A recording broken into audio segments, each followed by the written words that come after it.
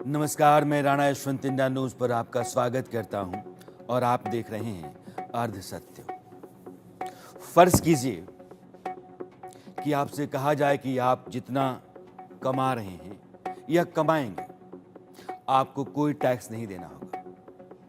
बच्चों की पढ़ाई लिखाई का खर्च भी आपको नहीं उठाना होगा और घर में किसी को इलाज की ज़रूरत पड़ भी गई तो पैसे आपके नहीं लगेंगे, फ्री में हो जाएगा। और तो और, कोई गरीब होगा तो उसको मुफ्त ज़मीन और मकान दिए जाएंगे। ऊपर से सुकून ये कि अपराध न के बराबर होगा, यानी कहीं रहिए, कहीं सोइए, कहीं खाइए, कोई खतरा नहीं। जाहिर है आप कहेंगे कि गुरु, ऐसा हो जाए तो फिर जिंदगी का सारा लफड़ा ही खत्म हो जाए। लगे हाथ आप ये भी कहेंगे कि भाई ऐसा संभव तो नहीं है। जाहिर है हमारे यहां तो नहीं है, लेकिन दुनिया में एक ऐसा देश है जो ऐसा ही है जैसा मैंने आपको बताया। नाम है ब्रुनेई। भारत से लगभग 7,500 किलोमीटर दूर प्रशांत महासागर में बोर्नियो द्वीप पर एक छोटा सा देश ब्रुनेई। वहां प्रधानमंत्री नरेंद्र मोदी ने 2 दिनों की यात्रा की। उसके बाद सिंगापुर गए। यहाँ के लोगों की जो औसत आमदनी है वो 26 से 28 लाख रुपए सालाना है। ऐसे में जाहिर है इस देश को आप और जानना चाहेंगे, क्योंकि हमारे यहाँ जो औसत आमदनी है वो 1,84,000 हर आदमी के साल की है औसत, और वहाँ कितना है 26 से 28 लाख। ऐसा नहीं है कि ब्रुनेई का नाम आपने नहीं सुना होगा, सुना होगा, लेकिन इस देश के बारे में बहुत कुछ ऐसा है जो आपने पहले जाना सुना नहीं होगा। इसलिए आज ब्रुनेई चलते हैं और ब्रुनेई देखते हैं। ब्रुनेई के जो सुल्तान हैं उनकी जो जिंदगी है उसको जानते हैं। और ब्रुनेई प्रधानमंत्री गए तो क्यों गए ये भी समझते हैं। जिस बोर्नियो आइलैंड की बात मैंने अभी थोड़ी देर पहले की, उस द्वीप पर 3 देश बसे हैं, उन्हीं में से एक है ब्रुनेई। एक इस्लामिक देश है और शरिया से चलता है, क्योंकि 2014 में शरिया कानून लागू कर दिया गया। जो ईस्ट पैसिफिक एशिया है उसमें शायद ये पहला और इकलौता देश है जहां शरिया कानून है। यहाँ की आबादी 4,60,000 के आसपास है। इसमें से 14-15 हजार भारतीय मूल के लोग हैं। आप यूं समझ लीजिए कि हमारे यहाँ एक विधानसभा में जितने लोग होते हैं, पूरे ब्रुनेई की आबादी उतनी है। ब्रुनेई दक्षिण पूर्व एशिया में चीन के नीचे जो साउथ चाइना सी होता है उसके बिल्कुल आखिर में, साउथ चाइना सी के बिल्कुल आखिर में आपको दिखाई पड़ेगा। और मलेशिया का जो पूर्वी हिस्सा है वो उसको घेरता है। आप यूं मलेशिया ने घेर रखा है, बीच में ब्रुनेई है और एक तरफ से साउथ चाइना सी है। जो इसका कुल रकबा है, क्षेत्रफल है, वो 5,765 स्क्वायर किलोमीटर है। जो सिक्किम है, छोटा राज्य, वो भी 7,000 स्क्वायर किलोमीटर से ज्यादा है। आप यूं समझिए जो प्रयागराज जिला है उत्तर प्रदेश का, वो जितना बड़ा है उतना ही बड़ा ब्रुनेई है। नक्शे पर अगर आप देखेंगे इसको तो आपको ज्यादा समझ में आएगा कि ब्रुनेई कहाँ है, किस देश से घिरा है, और साउथ चाइना सी इसके उत्तर में कितना विस्तार लिए हुए, और चीन का जो दक्षिणी हिस्सा है वो उसके ठीक नीचे आता है। मैं पीसीआर से कहूंगा कि अगर आपके पास नक्शा हो तो आप नक्शा जरूर दें ताकि दर्शकों को आसानी हो जाए देखने में। तो मैं इस मैप को आपको यहां दिखाना चाहता हूं। आप ये देखिए, ये चीन ऊपर आपको दिख रहा होगा, और ये पूरा जो नीला है ये समंदर है जिसको साउथ चाइना सी कहते हैं। चीन के दक्षिण में समंदर का जो हिस्सा है साउथ चाइना सी है, और इस पर चीन अपना कब्जा मानता है। आप प्रशांत महासागर में फिलीपींस देश है और ब्रुनेई यहाँ है।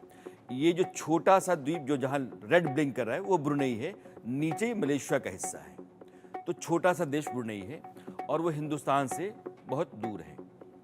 तो बंगाल की खाड़ी, तो यह जो हिंद महासागर है और प्रशांत महासागर, तो प्रशांत महासागर का जो पश्चिमी और मध्य हिस्सा है और हिंद महासागर का हिस्सा है। ये उष्णकटिबंधीय इलाका जो होता है, भूगोल में आप पढ़ते होंगे, यह पूरा का पूरा इंडो पैसिफिक जोन कहा जाता है और इसमें कई देश आते हैं। ब्रुनेई भी उसी में से एक है। प्रधानमंत्री नरेंद्र मोदी इसी ब्रुनेई के दौरे पर गए।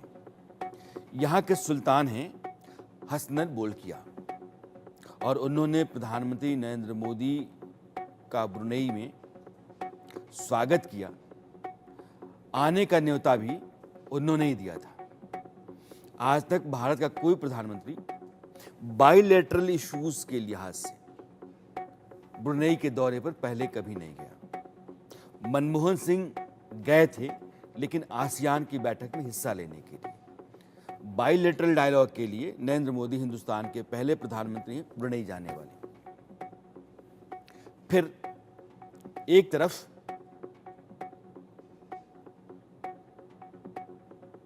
साउथ चाइना सी और एक तरफ मलेशिया। नक्शे में आपने देखा होगा। इस देश में मोदी क्यों गए? शरिया से चलने वाला एक छोटा सा देश जो बहुत अमीर है, उसकी अहमियत क्या है कि हिंदुस्तान के प्रधानमंत्री को जाकर के इस देश के साथ अपने रिश्ते, व्यापार और बाकी सारी चीजें बेहतर करने की जरूरत आन पड़ी या महसूस हुई। टैक्स लिए बगैर ब्रुनेई कैसे अपने लोगों को मुफ्त में शिक्षा देता है, इलाज देता है, ये तमाम बातें आज हम समझेंगे। लेकिन इससे पहले देखते हैं कि ब्रुनेई कैसे अमीर बना, इतना पैसा कहां से आया। वहां का सुल्तान 1984 तक दुनिया का सबसे अमीर आदमी हुआ करता था। बाद में कॉर्पोरेट कंपनी आ गई तो उन्होंने कई देशों में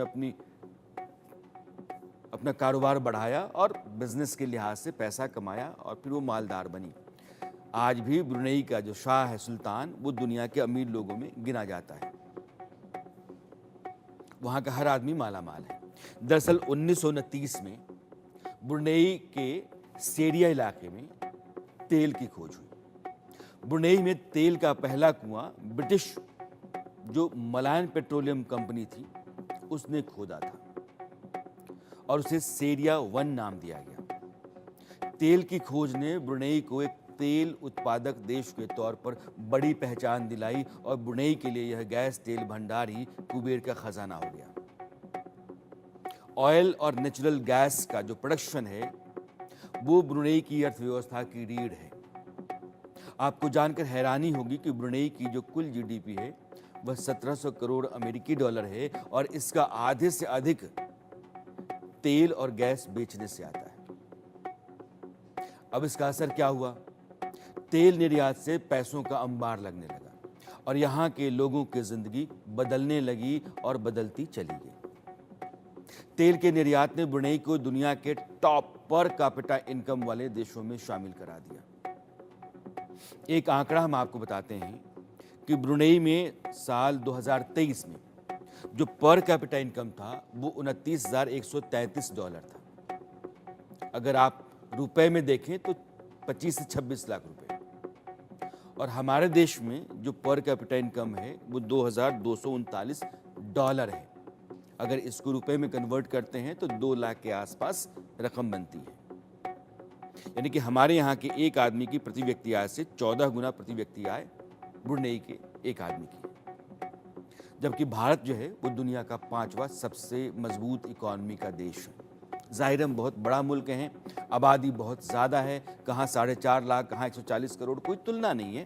लेकिन हाँ, वहाँ जो संसाधन हैं उन संसाधनों के ज़रिए देश ने जो कमाया तो बाकी लोगों के ऊपर जब बांटते हैं तो पैसा इतना बनता है और लोग वहाँ वाकई अमीर होते चले गए, मालदार हैं, रईस हैं, आराम की ज़िंदगी जीते हैं और बेहतरीन तरीके से रहते हैं। जब देश में पैसे आने लगे तो यहाँ के सुल्तान ने ना सिर्फ अपने खजाने भरे बल्कि अपने लोगों के लिए दरियादिली भी दिखाई। शिक्षा और स्वास्थ्य इसको उन्होंने मुफ्त किया। जो कमाई लोगों की थी उसको टैक्स फ्री कर दिया। कोई झंझट टैक्स का नहीं है, आप कमाओ, बनाओ, खाओ, घूमो फिरो, ऐश करो। लोगों की जिंदगी लिहाजा बेहतरीन होने लगी। यहाँ आपको कोई गरीब नहीं मिलेगा। और क्राइम रेट 0 है, इसलिए कि अपराध करने पर शरिया कानून है। इतनी खौफनाक भयानक सजाएं हैं कि उन सजाओं के डर से ही इंसान कोई अपराध करता नहीं, सोचता तक नहीं। शराब आप नहीं पी सकते हैं, संगीत आप नहीं सुन सकते हैं, सिगरेट आप नहीं पी सकते हैं, शरिया है। तो जो लोग ब्रुनेई के होते हैं वो पास के मलेशियाई इलाकों में चले जाते हैं और वहाँ वो म्यूज़िक लाउड करके सुनते हैं और पार्टियाँ करते हैं। लेकिन ब्रुनेई के भीतर ब्रुनेई के लोग नहीं कर सकते। अगर आप सैलानी हैं, ब्रुनेई घूमने गए हैं, तो आप 2 बॉटल शराब की ले जा सकते हैं, वो आपकी खपत के लिए है। न वहाँ मिलेगी और ना वहाँ बाहर आप पी सकते हैं। बिना चिंता किए उस देश के लोग जो कमाते हैं वो अपने पर खर्च कर रहे हैं, परिवार पर। ना किसी को देना है, ना किसी से लेना है।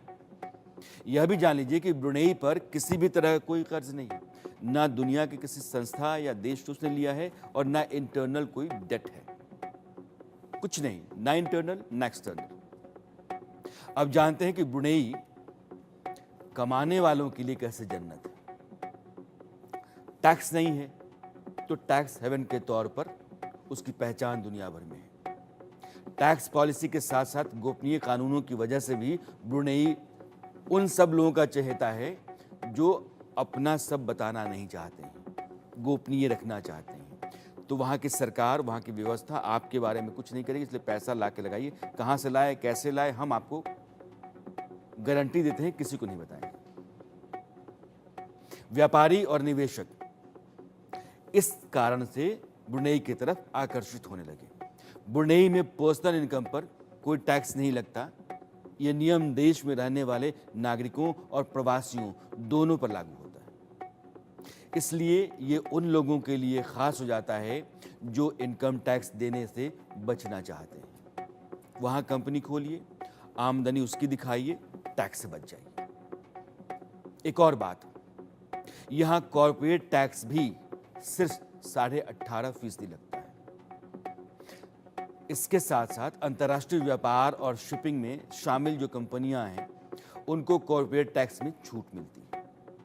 इसकी वजह से विदेशी कंपनियों के लिए ब्रुनेई में अपने बिजनेस लगाना फायदेमंद होता है। देश में निवेश होने से जो लाभ होता है और विरासत पर भी जो आपको मिलती है, टैक्स नहीं लगता है। इसके अलावा ब्रुनेई ने बैंकिंग की गोपनीयता को भी सख्त कानून के जरिए अपने यहाँ बनाए रखा है। खाता धारक आप हैं, जाहिर है आपकी सिक्रेसी मेंटेन्ड है। इससे विदेशी टैक्स एजेंसियों को ब्रुनेई में मौजूद खातों की जानकारी नहीं मिल पाती है। अगर कोई एजेंसी, जांच एजेंसी है और हिंदुस्तान की ही और ब्रुनेई में किसी आदमी की कंपनी है, खाता है, वो चाहे कि वहाँ के बारे में पता करें तो नहीं बताएंगे। और ये सिक्रेसी ही ब्रुनेई के लिए वरदान है कि कंपनियां वहां जाकर के अपना दफ्तर खोलती हैं और बिजनेस करती हैं। इसकी वजह से लोग यहां खातों में पैसा रखना सेफ मानते हैं। ब्रुनेई में करेंसी एक्सचेंज को मॉनिटर नहीं किया जाता है। इसके कारण पूंजी को देश से बाहर ले जाने और देश में लाने के में आसानी होती है। ब्रुनेई की जो हैसियत है कि क्यों उसके पास पैसा आता गया, ऑयल, नेचुरल गैस तो है ही, लेकिन उसके अपने जो नियम कानून हैं बिजनेस के लिहाज से, उन्होंने इतनी गुंजाइश दी है लोगों को कमाने और टैक्स बचाने की कि उसके कारण भी ब्रुनेई बहुत सारे देशों के कारोबारियों का पसंदीदा देश है। यहाँ के लोगों की आलीशान जिंदगी भी आपने देखी, लेकिन जिस देश की जनता इतनी अमीरी में जीती है, सोचिए वहाँ का सुल्तान कैसा होगा, राजा कैसा होगा। ब्रुनेई के सुल्तान की चर्चा दुनिया में हमेशा होती रही है। किस लिए? आलिशान, बेहतरीन और ऐश्वर्य से भरी हुई जिंदगी जीने के लिए। वहाँ के जो सुल्तान हैं हसनल बोल्किया, और वो ब्रुनेई के 29वें सुल्तान हैं।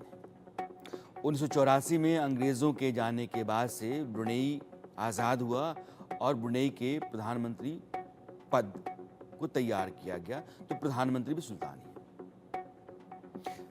आज की तारीख में देखें तो सबसे लंबे समय तक किसी देश पर शासन करने वाले शासकों में उनकी गिनती हो सकती है। अगर मैं एलिजाबेथ II को छोड़ दूं तो सबसे लंबा टेन्योर बतौर शासक बोलकिया का है, जो ब्रुनेई के सुल्तान हैं। उन्होंने 2017 में अपने शासन के 50 साल यानी कि गोल्डन जुबली मनाई थी। तो 1917 से लेकर के और 2024 में 7 साल और गुजर जाते हैं, तो आप 50 और 7 57 साल से वो ब्रुनेई के सुल्तान हैं, राजा हैं।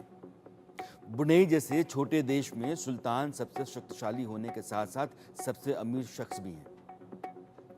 1980 तक वो दुनिया के सबसे अमीर व्यक्ति थे, जिसका जिक्र अभी थोड़ी देर पहले भी मैंने किया था। फोर्ब्स के मुताबिक बोलकिया की कुल संपत्ति $28 बिलियन है। अगर आप रुपए में इसको देखें तो 2,35,000 करोड़ रुपए। सुल्तान की अमीरियत और नफासत, इसका जिक्र दुनिया के लगभग सभी हिस्सों में होता रहा है। गूगल आप सर्च मारेंगे और ब्रुनेई का सुल्तान जैसे ही सर्च होगा, आपको उनकी ज़िंदगी और उनके ऐश्वर्य, इन दोनों के बारे में जानकारी मिलना शुरू हो जाएगी और लगातार सिलसिला सा बन जाएगा। सुल्तान बोलकिया बाल कटवाने के लिए कितना खर्च करते होंगे, अंदाज़ा लगाइए आप। अंदाज़ा नहीं लगा सकते। 16 लाख रुपए। 16 लाख। क्यों? कि उनका जो हेयर स्टाइलिस्ट है वो लंदन से, उनका जो प्राइवेट चार्टर्ड है उससे आता है, महीने में 2 बार प्राइवेट चार्टर्ड से वो नाऊ बुलाया जाता है। क्या ज़िंदगी उसकी भी होगी। सुल्तान ने खुद के लिए बोइंग 747 विमान खरीदा है। बोइंग कई उनके पास है जो प्राइवेट जेट कहते हैं, लेकिन यह जो बोइंग 747 है, इसकी कीमत $40 करोड़ है, यानी कि 3,000 करोड़ रुपए। और ऊपर से इंटरेस्टिंग बात यह है कि सुल्तान ने इस 3,000 करोड़ रुपए के जहाज में लगभग 1,000 करोड़ रुपए, 989,000 करोड़, 989,000 करोड़ उन्होंने उसके इंटीरियर पे खर्च किया। 3,000 करोड़ के जहाज में 989,000 करोड़ का उन्होंने इंटीरियर लगाया। क्या है भाई? सोने का वॉश बेसिन, आलिशान गोल्ड प्लेटेड खिड़कियां, और जो फ्लोर है उस पर हैंडमेड कालीन जिसमें सोने के तार जड़े हुए हैं। ये उनका विमान है। सुल्तान की विलासिता का अंदाज़ा आप इस बात से लगा सकते हैं कि उन्होंने राजा बनने के बाद एक महल बनवाया। उस महल की आज की तारीख में कीमत है 50 अरब रुपए की बात मैं कर रहा हूँ, 50 अरब रुपए। इस महल को कहते हैं इस्ताना नुरुल ईमान, और इसका जो गुंबद है ऊपर का वो सोने का है, आपको दिख रहा होगा।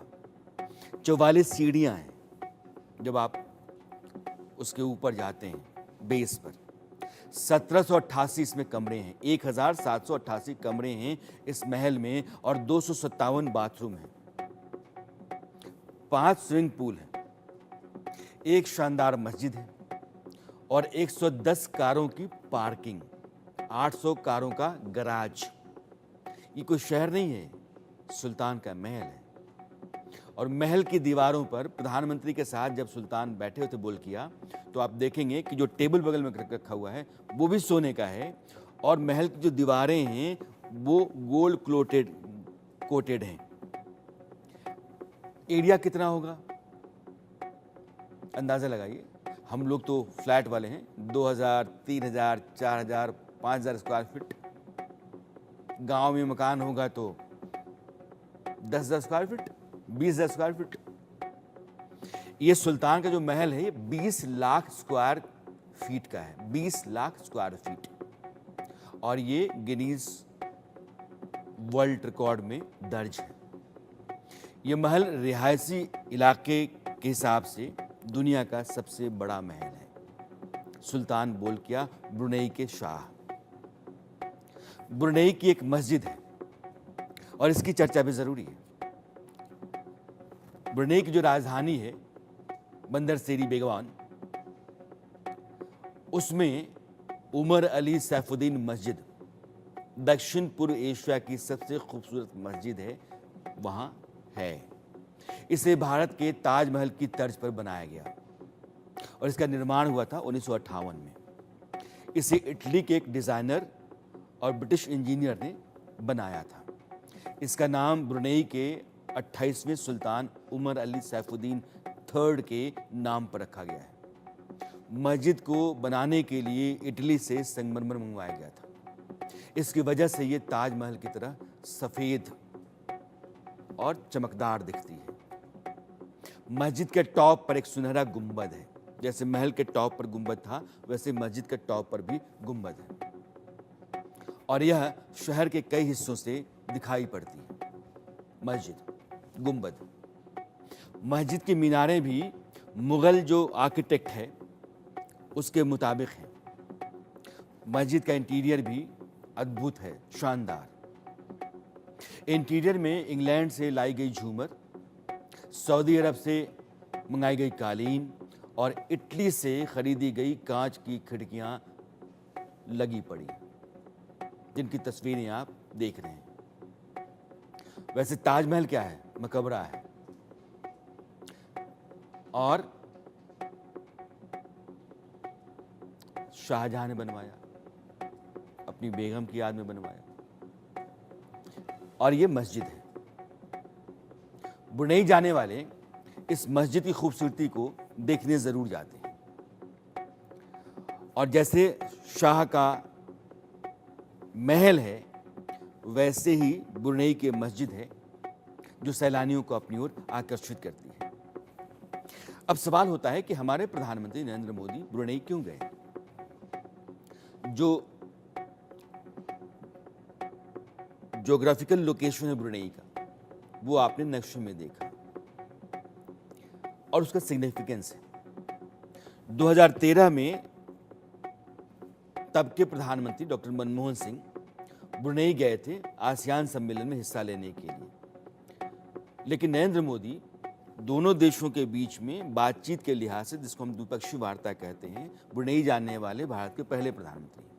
भारत और ब्रुनेई के संबंध कितने मजबूत हैं, दोनों देशों के बीच होने वाला जो ट्रेड है इससे जाहिर होता है। भारत ब्रुनेई से कई चीज़ें आयात करता है। इसमें क्रूड ऑयल है, हाइड्रोकार्बन है, आयरन है, स्टील है, मेटल है, isotopes, nuclear reactor, boilers, vehicle वगैरह वगैरह। और ब्रुनेई भी भारत से आयात में पीछे नहीं। भारत से डेयरी प्रोडक्ट, फल, नट्स, तेल, कॉस्मेटिक्स, एल्युमिनियम वगैरह वगैरह खरीदता है। प्रधानमंत्री मोदी ने एक पॉलिसी तय की, लुक ईस्ट, उसको हम लुक ईस्ट पॉलिसी कहते हैं, और उस पॉलिसी को बना करके बाकायदा जो आसियान देश हैं, जो हमारे साउथ ईस्ट एशिया के देश हैं और पूर्वी देश, इनके साथ संबंधों को मजबूत किया। दोनों देशों के बीच राजनयिक संबंधों के इस साल 40 वर्ष पूरे हो रहे हैं, यानी कि एनिवर्सरी है, और पीएम मोदी की ब्रुनेई यात्रा इसी का हिस्सा भी है। भारत के संबंध उसकी एनर्जी सिक्योरिटी के लिए काफ़ी अहम है। पीएम मोदी ने इस दौरे के तहत व्यापारिक संबंधों को बढ़ाने के साथ साथ अंतरिक्ष, रक्षा, इन दोनों सेक्टर में कोऑपरेशन बढ़ाने पर भी जोर दिया। ब्रुनेई के साथ भारत पहले ही स्पेस सेक्टर में कई अहम समझौते कर चुका है। इसके अलावा इस दौरे से दोनों देशों के बीच कच्चे तेल और हाइड्रोकार्बन के क्षेत्र में भी संबंध बेहतर करने पर फोकस रहा है। प्रधानमंत्री मोदी ने क्या कहा दोनों देशों के संबंधों के बारे में, ये सुनना भी जरूरी है। हम अनक्लॉस जैसे अंतर्राष्ट्रीय कानूनों के तहत फ्रीडम ऑफ नेविगेशन और ओवर फ्लाइट्स का समर्थन करते हैं। हम सहमत हैं कि इस क्षेत्र में कोड ऑफ कंडक्ट पर सहमति बने। हम विस्तारवाद नहीं, विकासवाद की नीति का समर्थन करते हैं।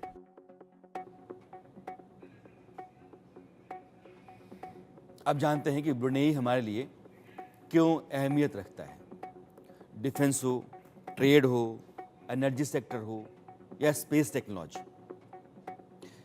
इन 4 वजहों से भारत के लिए अहम है ब्रुनेई। भारत जब सैटेलाइट लॉन्च करता है, खास करके ईस्ट ट्रैजेक्टरी का, तो उसके ट्रैकिंग के लिए ब्रुनेई में हमारे पास एक बॉडी है। जो ग्राउंड स्टेशन हमने बनाए हैं वो ब्रुनेई में भी है। इसी के लिहाज से ब्रुनेई के साथ 2018 में एक एमयू साइन किया गया। आज की तारीख में स्टेशन भारत के लिए बखूबी काम कर रहा है और इसी कारण ब्रुनेई की अहमियत हिंदुस्तान के लिए बढ़ती है। इसके बदले में भारत ब्रुनेई के लोगों को स्पेस टेक्नोलॉजी से जुड़ी ट्रेनिंग दे रहा है। एनर्जी के क्षेत्र में ब्रुनेई भारत के लिए महत्व रखता है। ब्रुनेई भारत को तेल निर्यात करता है। इसके साथ भारत की जो नौसैनिक जहाज ब्रुनेई का दौरा भी करते रहते हैं। वैसे तो ब्रुनेई साउथ चाइना सी में बहुत खास रोल प्ले नहीं करता, लेकिन चीन के साथ साउथ चाइना सी को लेकर के जो विवाद जिन देशों के साथ चलता है, ब्रुनेई के साथ भी है, मगर वो उतना आक्रामक नहीं है जितना उस इलाके के बाकी देश रहते हैं, जैसे ताइवान है, फिलीपींस है।